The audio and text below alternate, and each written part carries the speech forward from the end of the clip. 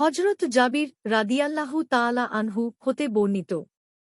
তিনি বলেন, রাসূলুল্লাহ সাল্লাল্লাহু আলাইহি ওয়াসাল্লাম যেভাবে আমাদেরকে কুরআনের কোনো সূরাও শিক্ষা দিতেন, ঠিক সেভাবে তিনি আমাদেরকে তাশাহুদও শিখাতেন।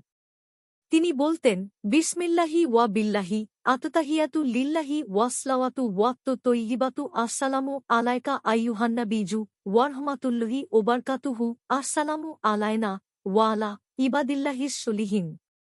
আশহাদু আল্লা ইলাহা ইল্লাল্লাহু ওয়া আশহাদু আন্না মুহাম্মাদান আবদুহু ওয়া রাসূলুহু। আসআলুল্লাহাল জান্নাতা ওয়া আউযু বিল্লাহি মিনান নার।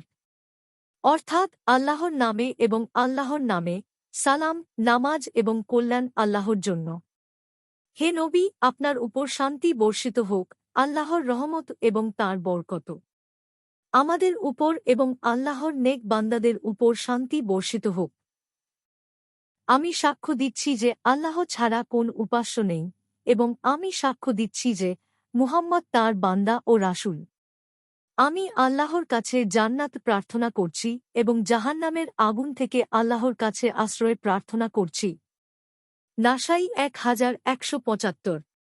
মিশকাতুল মাসাবিহ 916। হাদিসের মানন জয়ীফ।